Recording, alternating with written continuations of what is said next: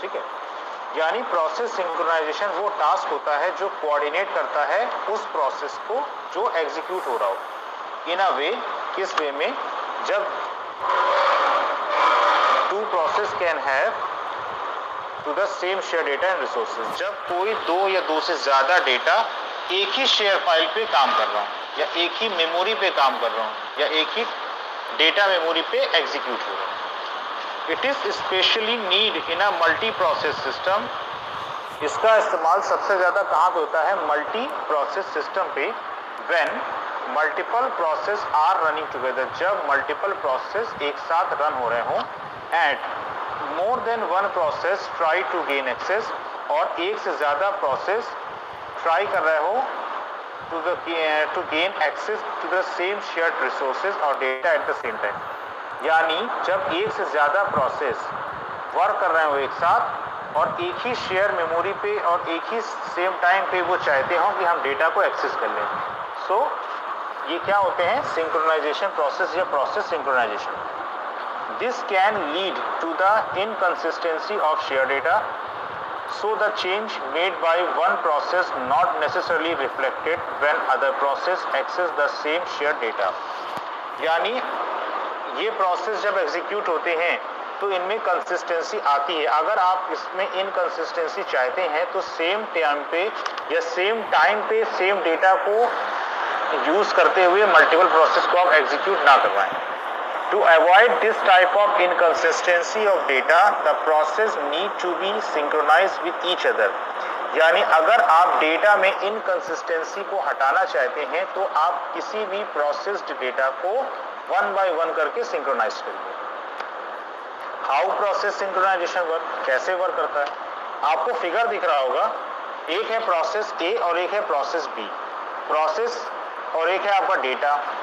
Data क्या है? आपका मेमोरी है। ठीक। प्रोसेस ए का काम क्या है? डेटा को राइट करना। और प्रोसेस बी का काम क्या है? डेटा को रीड करना। तो जब तक डेटा राइट नहीं होगा तब तक रीड नहीं होगा। तो जैसे अगर हम एक ही बार में दोनों प्रोसेस को एक साथ एग्जीक्यूट कराएंगे तो वो वर्क नहीं करेगा। तो सबसे पहले हमें प्रोसेस ए को एग्जीक्यूट करवाना होगा। जैसे ही प्रोसेस ए एग्जीक्यूट हो जाएगा यानी डेटा राइट हो जाएगा, तभी तो हम प्रोसेस बी को एग्जीक्यूट कराएंगे, यानी तभी हमारा डेटा को हम रीड कर सकते हैं। तो एग्जाम्पल क्या लिखा हुआ है? Process A changing the data in a memory location while another process B is trying to read the data from the same memory location. यानी प्रोसेस ए क्या कर रहा है? डेटा को मेमोरी लोकेशन में राइट करने का काम कर रहा है, और उसी जगह प्रोसेस बी का काम क्या है? वो डेटा को रीड करने का काम कर रहा है। So there is a high probability that data read by the second process will be enormous. यानी यहाँ पे मैंने क्या बोला था?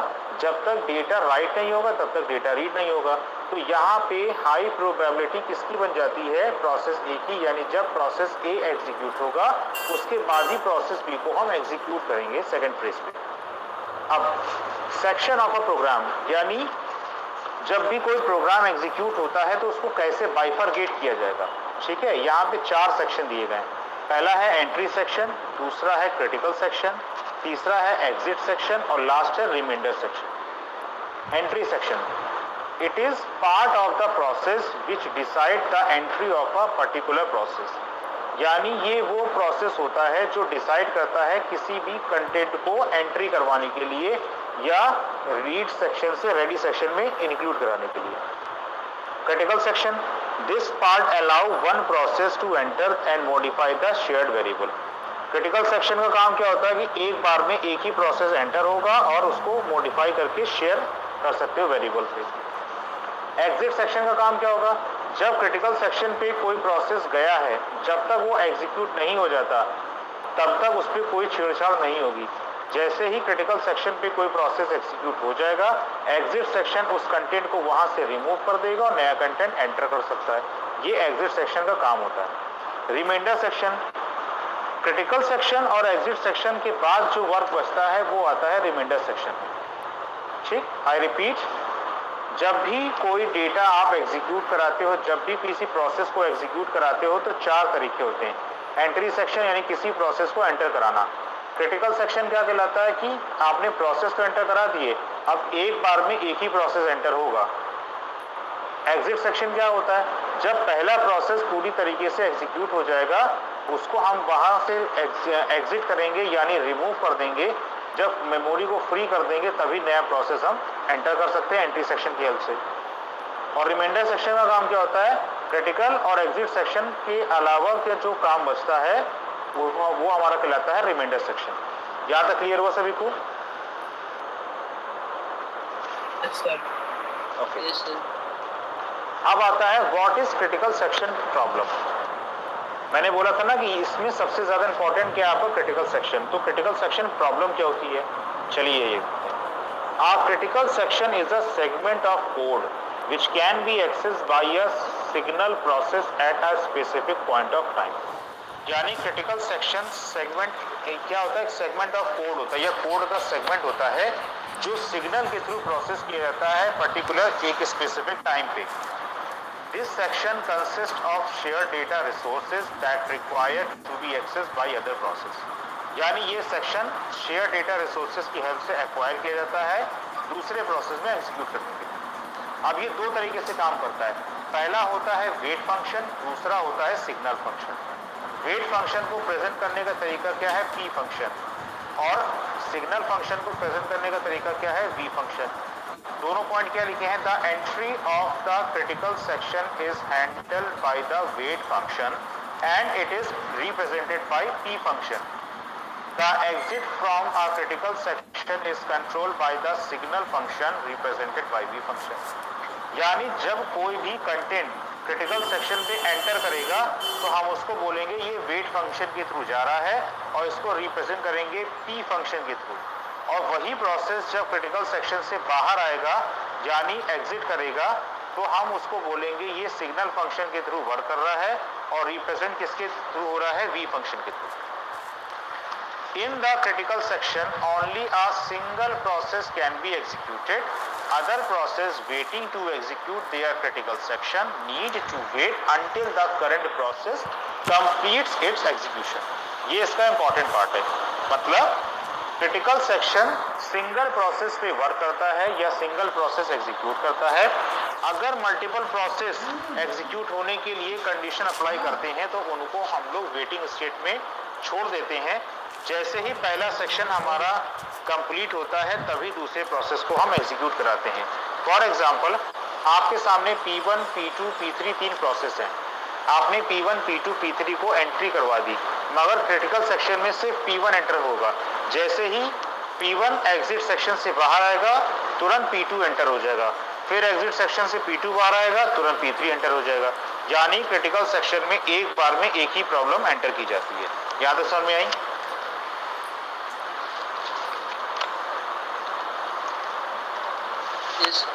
ओके। अब इसके रूल्स क्या क्या हैं? तीन रूल्स हैं इसके। पहला रूल कहता है म्यूचुअल एक्सक्लूजन, दूसरा है प्रोग्रेस और तीसरा है बाउंड वेटिंग। म्यूचुअल एक्सक्लूजन क्या होता है? Mutual exclusion is a special type of binary semaphore which is used for controlling access to the shared resources। यानी म्यूचुअल एक्सक्लूजन एक स्पेशल टाइप का बाइनरी सीमाफोर है। बाइनरी सीमाफोर क्या होता है? जो 0 और 1 पे डिपेंडेंट होता है, that is called binary semaphore. जो कंट्रोल क्या करता है? जितनी भी शेयर्ड एक्सेस फाइल्स, जो भी फाइल्स को आप शेयर कर रहे हो या एक्सेस कर रहे हो उनको कंट्रोल करना किसकी हेल्प से? 0 और 1 की हेल्प से। It include a priority inheritance mechanism to avoid extended priority inversion problem। Not more than one process can execute in its critical section at one time। यानी ये क्या इंक्लूड कर रहा है? priority inheritance। inheritance क्या होता है बेटा? कोई बताएगा? जो एक क्लास की प्रॉपर्टीज दूसरे क्लास में इनहेरिट हो जाती है, मतलब एक क्लास दूसरे क्लास की प्रॉपर्टी इनहेरिट कर देती है। ठीक है। अरे सर, जब एक क्लास की प्रॉपर्टी दूसरी क्लास में इनहेरिट होती है तो वैसे इनहेरिट। Okay good. तो ये क्या बोल रहा है? इट इंक्लूड प्रियोरिटी, यानी ये इंक्लूड किसको कर रहा है? प्रियोरिटी इनहेरिटेंस को। यानी आपने इनहेरिटेंस का काम क्या बताया कि एक क्लास की प्रॉपर्टी को दूसरे में इनहेरिट कर रहा है मगर with the help of priority के बिहाफ पे इनहेरिट करेगा। और क्या अवॉइड करेगा? एक्सटेंडेड प्रियोरिटी इन्वर्जन, यानी बार बार को ऐड करना या बार बार इनहेरिट करने के प्रोसेस को वो रिमूव कर देता है। ठीक। और क्या लिखा है, not more than one process can execute in its critical section at one time, यानी एक समय में एक से ज्यादा प्रोसेस एग्जीक्यूट नहीं होगा, म्यूचुअल एक्सक्लूजन। सेकेंड पॉइंट क्या आता है, progress. This solution is used when no one is in critical section and someone wants in, यानी ये सॉल्यूशन कब आएगा, जब कोई भी क्रिटिकल सेक्शन में अवेलेबल नहीं है और उसके अंदर एंटर करना चाहता है, यानी प्रोग्रेस होना चाहता है। Then those process not in the reminder section, और वो प्रोसेस रिमाइंडर सेक्शन में भी अवेलेबल नहीं है, then should decide who should go in a finite time. मैंने अभी क्या बताया था, एग्जिट सेक्शन और क्रिटिकल सेक्शन के बाद का जो कंटेंट बचता है, यानी बाद की जो कोडिंग बचती है, वो रिमाइंडर में जाती है। तो प्रोग्रेस क्या बोल रहा है, अगर कोई वैल्यू क्रिटिकल सेक्शन में अवेलेबल नहीं है और क्रिटिकल सेक्शन बिल्कुल फ्री अवेलेबल है, तो हम वैल्यू को प्रोग्रेस के थ्रू एंटर करते हैं क्रिटिकल सेक्शन में। और रिमाइंडर का काम क्या है, वो देखता है कि जो वैल्यू रिमाइंडर और एग्जिट से बची हुई है, यानी जो कोडिंग रिमाइंडर और एग्जिट से बची हुई है, उसको एग्जीक्यूट कराना। लास्ट आता है bound waiting. When a process makes a request for getting into critical section, यानी जब कोई प्रोसेस रिक्वेस्ट के थ्रू क्रिटिकल सेक्शन में जा रही है, there is a specific limit about number of process, यानी आपका क्रिटिकल सेक्शन प्रॉब्लम में अगर 5 नंबर ऑफ प्रॉब्लम जा सकती है, नंबर ऑफ प्रॉब्लम 5 जा सकती हैं, तो total number of process 5 he execute होंगे। अगर टोटल नंबर ऑफ प्रोसेस 10 होंगे तो total number of value 10 he execute होंगी, ना तो ज्यादा होंगी ना उससे कम होंगी। ठीक, यानी बाउंड वेटिंग का मीन्स क्या होता है कि जब कोई प्रोसेस क्रिटिकल सेक्शन पे एंटर हो रहा है, तो नंबर ऑफ प्रोसेस चेक करता है कि how many number of values are enter, यानी अगर 5 प्रोसेस को एग्जीक्यूट करेगा तो 5 ही वैल्यू एंटर जाएंगी, 6th वैल्यू या 6ठी वैल्यू 7वीं वैल्यू एंटर नहीं करेगी। जैसे ही वो 5 वैल्यू पहले एग्जीक्यूट हो जाएंगी, उनको रिमूव कर दिया जाएगा, फिर हम लोग नेक्स्ट वैल्यू को एंटर करेंगे। ठीक, यानी बाउंड वेटिंग का काम क्या होता है, process by process, step by step चीजों को एग्जीक्यूट करना। यहां तक क्लियर हुआ?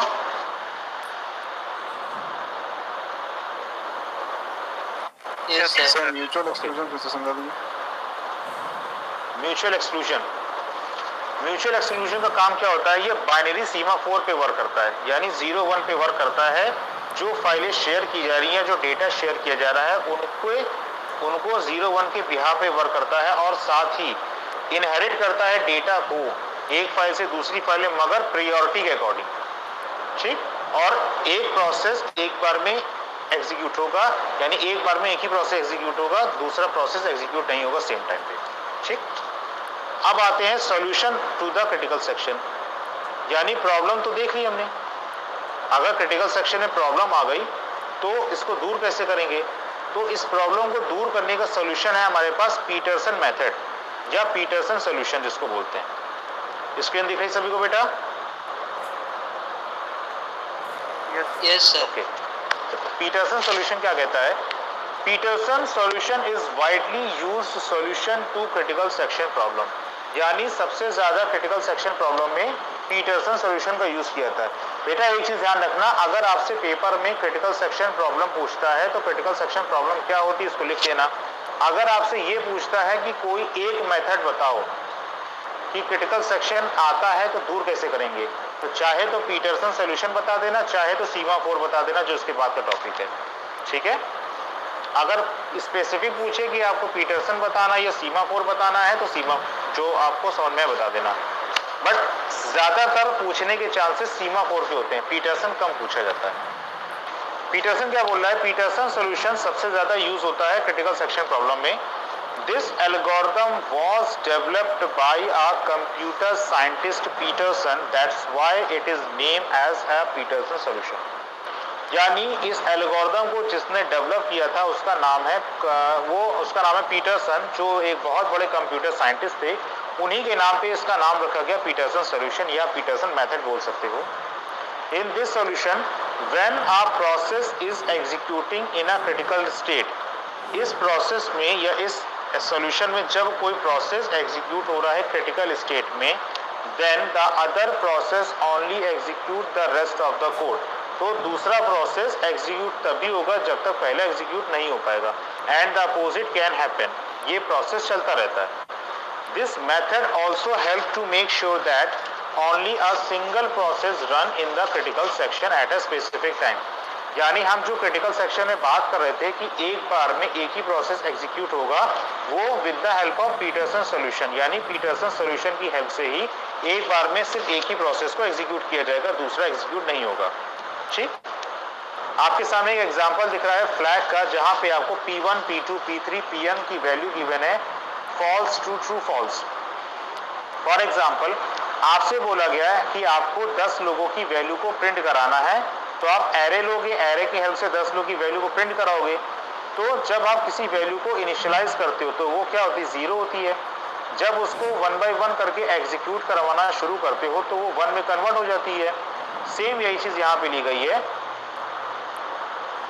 P1 फॉल्स है, इनिशियलाइज की गई है, जैसे ही वो P2, P3, P4, P5 तक चलती जाएगी वो ट्रू होगी, और जैसे वो Pn तक पहुंचेगी वो फॉल्स हो जाएगी। क्यों? क्योंकि हमें ये नहीं पता Pn इनफाइनाइट है, Pn की वैल्यू हमें नहीं पता वो इनफाइनाइट वैल्यू है, इसलिए हमने स्टार्टिंग वैल्यू और एंडिंग वैल्यू फॉल्स रखी है, और जो वैल्यू एग्जीक्यूट होगी बीच की उनको हमने ट्रू रखा है। ठीक, अब देखो कोडिंग क्या बोल रही है। सबसे पहले process P of I, P of I में क्या लेंगे, I एक वेरिएबल ले लिया जिसमें आप P0, P1, P2, P3, P4 execute कराओगे। फ्लैग ऑफ I क्या है, जो 1 बाय 1 करके वैल्यू को एग्जीक्यूट करेगा। While turn exclamatory mark equal I and critical section is free, तो wait, critical section flag of I equals to false, तो turn J choose another process to go to critical section. ये जो 4 लाइनें लिखी हुई हैं इनको हम समझाते हैं।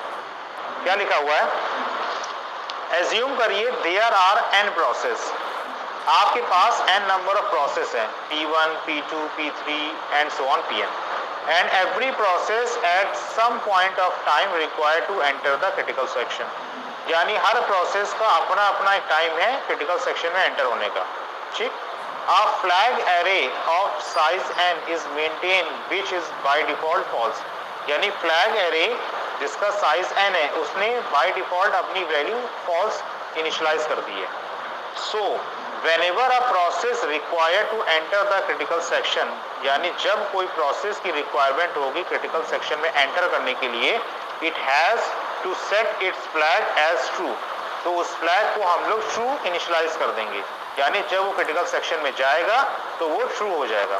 For example if P of I wants to enter, it will set flag of I equals to true, यानी अगर P of I चाहता है कि हम एंटर करें फ्लैग ऑफ I में तो उसकी वैल्यू फॉल्स से ट्रू हो जाएगी।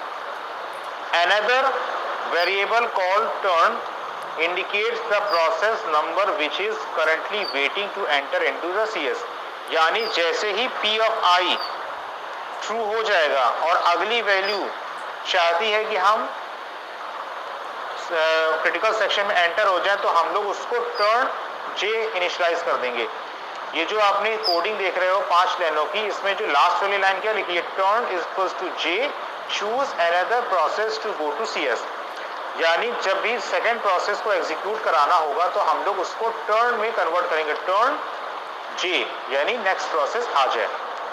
The process which enters into the critical section while executing would change the turn to another number from the list of ready process, यानी जैसे ही पहला प्रोसेस क्रिटिकल सेक्शन में एग्जीक्यूट हो जाएगा हम लोग तुरंत नेक्स्ट प्रोसेस को टर्न कर देंगे एग्जीक्यूट होने के लिए, यानी रेडी स्टेट पे ले आएंगे।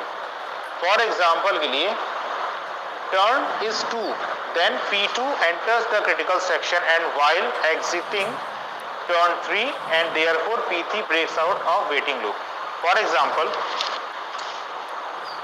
P1 एंटर कर रहा है क्रिटिकल सेक्शन में तो उसकी वैल्यू क्या है 1, टर्न 1 P1 को एग्जीक्यूट कर रहा है, यानी जैसे वो क्रिटिकल सेक्शन में गया और अपने प्रोसेस को कंप्लीट करने के बाद जैसे ही वहां से एग्जिट होता है तो हम लोग क्या कर देंगे, टर्न 2 में क्या आ जाएगा, P2 आ जाएगा। जैसे P2 क्रिटिकल में जाएगा कंप्लीट करके एग्जिट करेगा तुरंत आ जाएंगे टर्न 3 यानी P3, जैसे P3 कंप्लीट होगा एग्जिट होगा तुरंत कर देंगे टर्न 4 यानी P4, यानी एक एक करके प्रोसेस जैसे जैसे हमारा क्रिटिकल सेक्शन में जाएगा कंप्लीट होगा बाहर आएगा तुरंत हम वैल्यू को चेंज कर देंगे, क्योंकि एक बार में एक ही प्रोसेस को एग्जीक्यूट करा सकते हैं। यहां तक बात समझ में आई?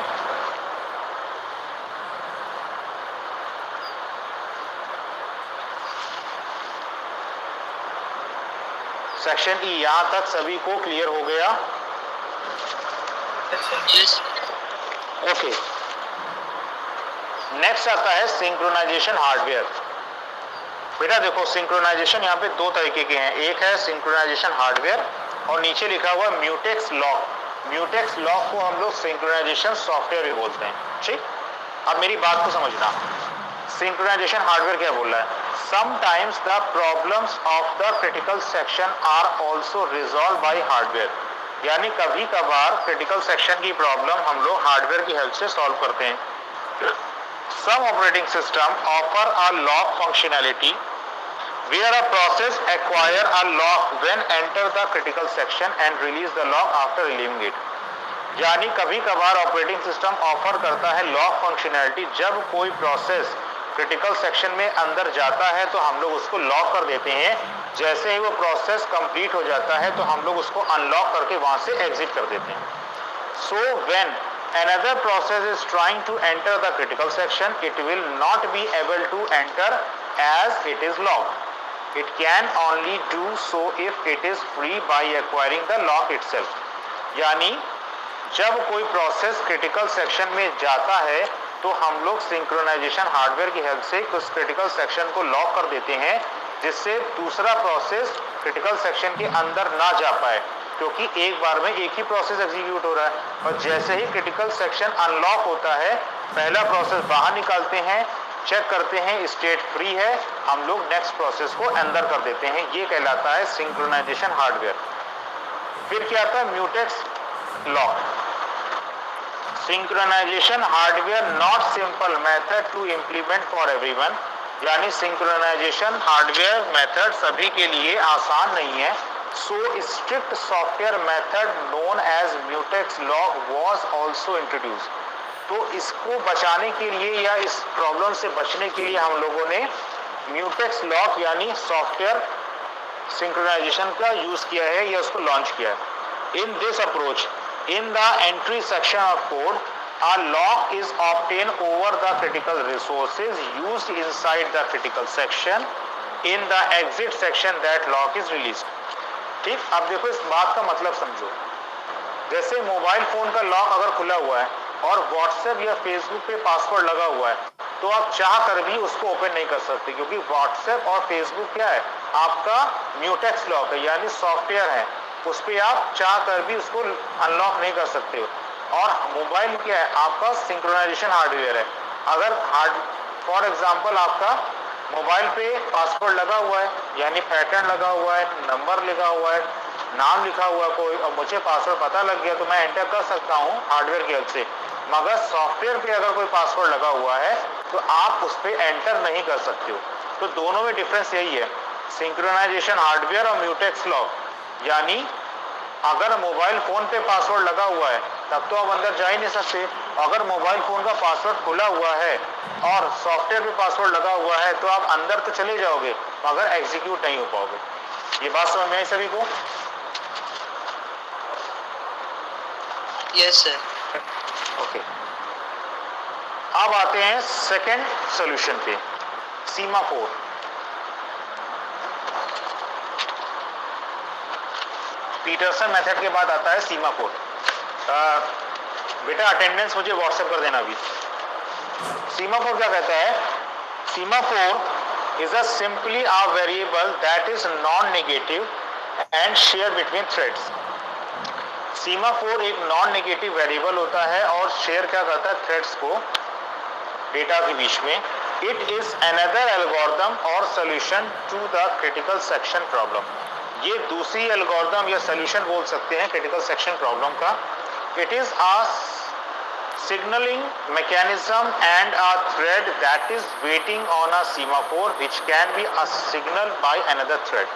यानी ये एक सिग्नल मैकेनिज्म होता है थ्रेड का, जो सिग्नल पास करता है वैल्यू को एक प्लेस से दूसरे प्लेस में जाने के लिए। It uses two atomic operation, the first one is wait and the second one is signal. यानी ये दो एटॉमिक प्रोसेस पे या दो एटॉमिक ऑपरेशन पे डिपेंडेंट होता है। पहला है वेट और दूसरा है सिग्नल सिंक्रोनाइजेशन। ठीक, अब एग्जांपल देखिए, एग्जांपल क्या लिखा हुआ, wait s while s less than equals to 0, s equals to s minus 1, signal s equals to s plus 1। ठीक, यानी इसमें हमने वेट स्टेट और सिग्नल स्टेट दोनों का यूज किया है। वेट में क्या हो रहा है, -1 हो रहा है, सिग्नल में क्या हो रहा है, +1 हो रहा है। अब ये -1 क्यों हो रहा है, +1 क्यों हो रहा है, चलिए इसको समझते हैं। Semaphore are integer variable that are used to solve the critical section problem by using two atomic operations. The first one is weight and second one is signal that are used for process synchronization. यानी semaphore वो integer variable है जो solve करती है critical section problem को with the help of two atomic operation. पहला है wait और दूसरा है सिग्नल। अब डेफिनेशंस देखते हैं। वेट ऑपरेशन क्या बोलता है, The weight operation decrements the value of its argument s if it is positive. If s is negative or 0, then no operation is performed. यानी वेट स्टेट वो ऑपरेशन है जो डिक्रीमेंट करता है अपनी वैल्यू को s आर्ग्यूमेंट पे तब जब वो पॉजिटिव हो। अगर s नाम का आर्ग्यूमेंट पॉजिटिव है तो वेट ऑपरेशन वैल्यू को डिक्रीमेंट करेगा। अगर s नाम का आर्ग्यूमेंट नेगेटिव है या 0 है तो वहां पे कोई भी ऑपरेशन परफॉर्म नहीं होगा। ये जो ऊपर एग्जांपल लिखा हुआ है इसी को तोड़ के बता रहे हैं। ठीक, सिग्नल क्या बोल रहा है, the signal operation increment the value of its argument s। Signal का काम अपनी आर्ग्यूमेंट की वैल्यू का इंक्रीमेंट करना है। यानी वेट ऑपरेशन का काम क्या है, अगर कोई वैल्यू पॉजिटिव है तो उसको डिक्रीमेंट करेगा और अगर कोई वैल्यू नेगेटिव या 0 है तो कोई ऑपरेशन परफॉर्म नहीं करेगा। बट सिग्नल हमेशा अपनी वैल्यू या हमेशा अपने आर्ग्यूमेंट को इंक्रीमेंट करता रहता है। ठीक, अब टाइप्स ऑफ सीमाफोर, यानी सीमाफोर को करने के दो तरीके हैं। पहला आता है काउंटिंग सीमाफोर और दूसरा होता है बाइनरी सीमाफोर। अभी ऊपर हम लोगों ने बाइनरी सीमाफोर का नाम पढ़ा था। ठीक है, यहीं पे उसको वैल्यू डिफाइन की गई है। काउंटिंग सीमाफोर क्या करता है, देखो, these are integer value semaphore and have an unrestricted value domain. These semaphore are used to coordinate the resource axis where the semaphore count is the number of available resources. If the resource are added, semaphore count automatically incremented, and if the resource are removed, the count is decremented. Counting semaphore का काम क्या होता है कि एक fixed value में अगर कोई नया वेरिएबल ऐड कर रहा है या अगर कोई नया वेरिएबल अपनी वैल्यू को ऐड कर रहा है तो काउंटिंग सीमाफोर बाय डिफॉल्ट उस वैल्यू का इंक्रीमेंट कर देगा। और अगर कोई वैल्यू वहां से रिमूव हो रहा है तो सीमाफोर या काउंटिंग सीमाफोर बाय डिफॉल्ट इस वैल्यू को डिक्रीज कर देगा या डिक्रीमेंट कर देगा। यानी ये ऑटोमेटिकली वर्क करता है। यानी सपोज s एक नाम का वेरिएबल है, अगर s में +1 हो रहा है यानी s से s1 पे कोई वैल्यू जा रही है तो उस काउंटिंग सीमाफोर उसका इंक्रीमेंट करेगा। और अगर s से s0 पे कोई वैल्यू आ रही है तो काउंटिंग सीमाफोर उसका ऑटोमेटिकली डिक्रीमेंट करेगा। ठीक, बाइनरी सीमाफोर क्या करता है, बाइनरी सीमाफोर भी same as it is counting semaphore की तरह काम करता है मगर इसकी वैल्यू 0 और 1 पे डिपेंडेंट होती है। यानी वेट ऑपरेशन तभी काम करेगा जब सीमाफोर की वैल्यू 1 होगी और सिग्नल ऑपरेशन तभी काम करेगा जब सीमाफोर की वैल्यू 0 होगी। ठीक, आई रिपीट, बाइनरी सीमाफोर 0 और 1 पे डिपेंडेंट होता है जिसमें से वेट ऑपरेशन तभी काम करेगा जब सीमाफोर की वैल्यू 1 होगी और सिग्नल ऑपरेशन तभी काम करेगा जब इसकी ऑपरेशन की वैल्यू 0 होगी। यहां तक सभी को समझ में आ गया?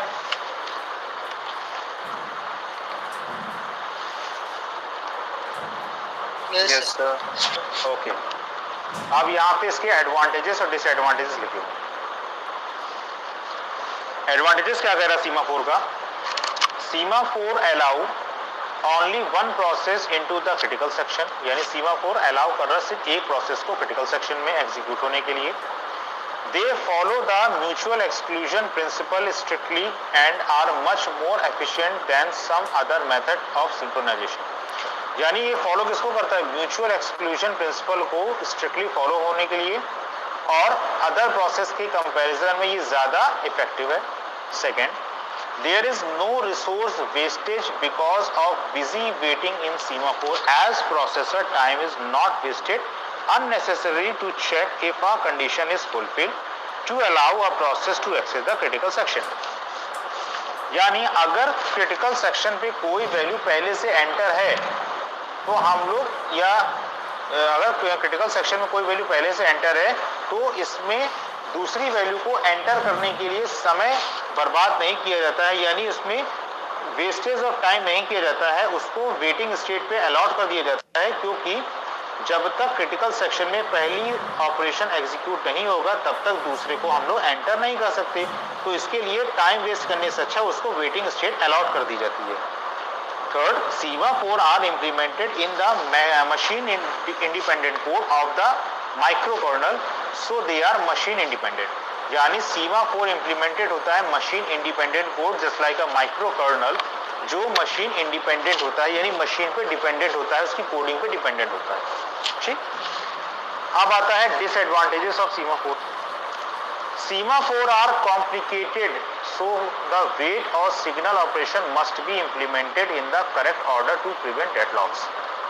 यानी सीमाफोर बहुत ही कॉम्प्लिकेटेड होता है तब जब आप वेट और सिग्नल का यूज कर रहे हो और किसी ऑर्डर को करेक्ट करना है, यानी अगर आपके प्रोसेस के एग्जीक्यूशन में डेडलॉक आ गया हो उसको ठीक करने के लिए आप लोग वेट और सिग्नल का यूज करते हो।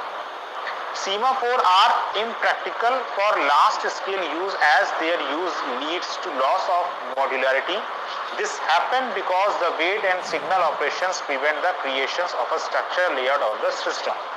यानी किसी भी तरीके का प्रोसेस को एग्जीक्यूट करने के लिए जब तक आपको वेट और सिग्नल की हेल्प से एक स्ट्रक्चर तैयार नहीं करते हो या लेआउट तैयार नहीं करते हो तब तक आप उसको एग्जीक्यूट नहीं करवा सकते। Third, semaphore may lead to a priority inversion where low priority process may access the critical section first and the high priority process later। यानी semaphore आपका priority इंडिपेंडेंट होता है, जिस प्रोसेस की प्रायोरिटी सबसे लो होगी पहले उसको एक्सेस करेंगे, जिसकी सबसे हाई होगी उसको बाद में करेंगे। यानी ये असेंडिंग ऑर्डर पे डिपेंडेंट होता है, यानी छोटे से बड़े की ओर हम लोग इसको वर्क करते हैं। ठीक, चलिए नेक्स्ट आता है प्रॉब्लम्स ऑन काउंटिंग सीमाफोर। यानी प्रॉब्लम्स कौन कौन सी आती हैं। ठीक है, तो देखो क्वेश्चन क्या गिवन है। पहला पॉइंट क्या है, wait decrement down up process, signal increment up process. ठीक है, क्योंकि वेट पी फंक्शन को डिपेंडेंट करता है, रिप्रेजेंट करता है, और सिग्नल बी फंक्शन को रिप्रेजेंट करता है। ठीक है, तो क्वेश्चन कैसे, अगर क्वेश्चन आएगा तो कैसे पूछा जाएगा, a counting semaphore was initialized to 12, then 10p यानी wait and 4v signal operations are computed on the semaphore, what is the result। तो सबसे पहले s यानी आर्ग्यूमेंट है जिसकी वैल्यू 12 इनिशियलाइज कर दी गई है, 10p वेट स्टेट में, यानी वेटिंग के लिए आपने वेट लगा दिया 10p, so ss equals to s minus 10, यानी 12 माइनस 10 वैल्यू हुए 2। देन सिग्नल लगाएंगे तो सिग्नल में क्या हो जाएगा s प्लस 4, यानी जो वैल्यू वेट पे आई है उसको आपका इंक्रीमेंट कर देंगे सिग्नल पे, यानी 2 प्लस 4 यानी 6 आ जाएगा। आई रिपीट, क्वेश्चन क्या बोल रहा है, सिग्नल आर्ग्यूमेंट यानी सीमाफोर आर्ग्यूमेंट की जो वैल्यू है वो 12 है, जिसमें से वेट की वैल्यू 10 है और सिग्नल की वैल्यू 4 है। तो सबसे पहले वेट निकालेंगे आप, वेट कैसे निकालेंगे, 12 माइनस 10 2 आ जाएगा। फिर सिग्नल निकालेंगे तो जो वेट का आंसर आएगा सिग्नल में ऐड कर देंगे तो उसका फाइनल रिजल्ट आ जाएगा, यानी the final value of counting semaphore is 6। क्या तक क्लियर हुआ सभी को? किसी को डाउट यहां तक? क्लास किसी को डाउट यहां तक? ओके चलिए मैं क्वेश्चन बोल रहा हूं, आपको क्वेश्चन अभी करना है। कॉपी पेन सभी के पास है?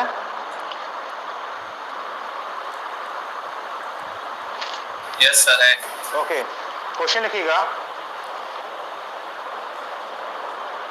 Calculate the number of page fault, calculate the number of page fault using optimal page replacement algorithm, calculate the number of page fault using optimal page replacement algorithm, यानी आपको calculate करना है number of page fault optimal page replacement की help से, जिसमें page size equals to 3, page size equals to 3, value लिख लीजिएगा सभी लोग, वैल्यू इज 701 2030 4230 32120 1701.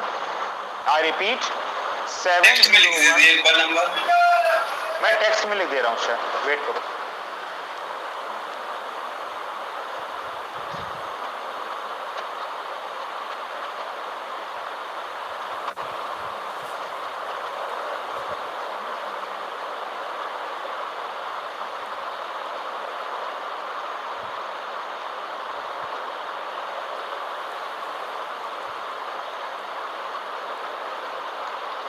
मैंने वैल्यू टेक्स्ट कर दी है, सब में कॉमा लगा लेना। 701 2030 4230 32120 1701, ठीक है। ऑप्टिमल लगाना है, टोटल फ्रेम है 3। चलिए शुरू जाइए।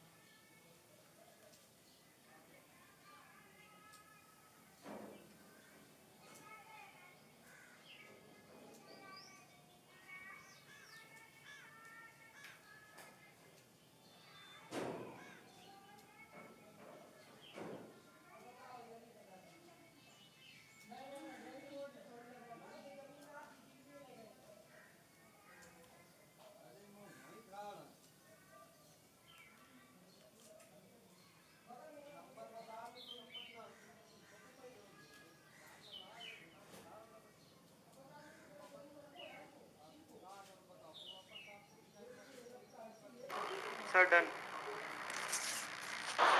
कितना पेज फॉल्ट आ रहा? सर 9। सभी का 9 आ रहा क्लास?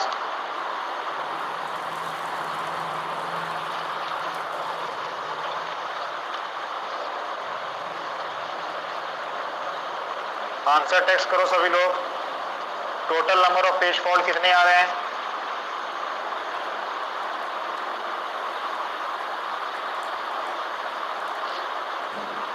अभय वर्मा का 9 आ रहा है, बाकी लोग?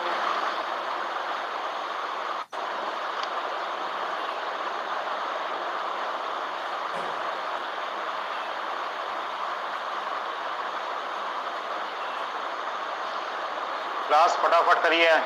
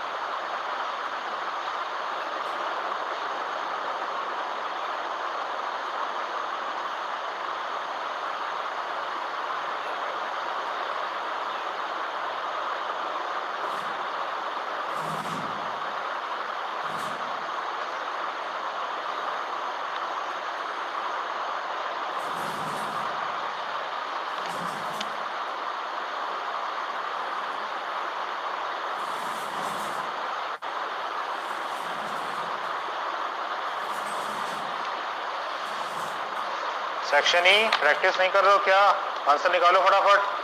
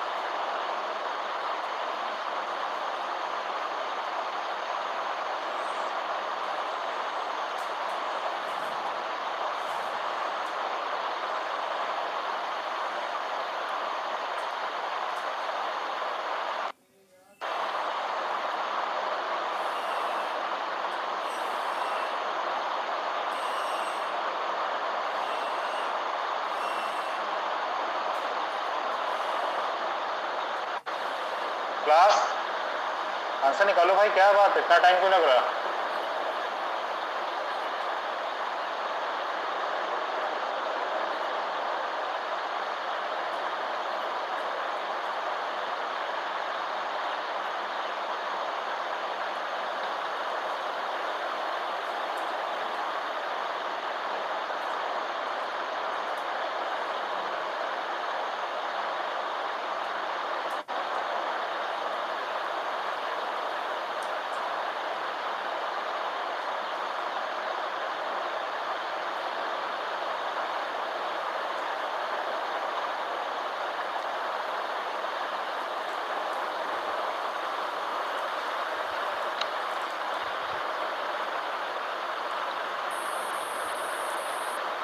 शिवांश मिश्रा 10 आ रहा, अभिषेक द्विवेदी अभय का 9 आ रहा,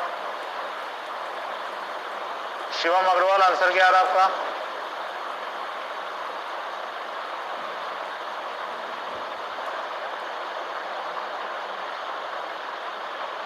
आदर्श तिवारी, अमन गुप्ता, शिवम वर्मा, बेटा आंसर करो करो करो।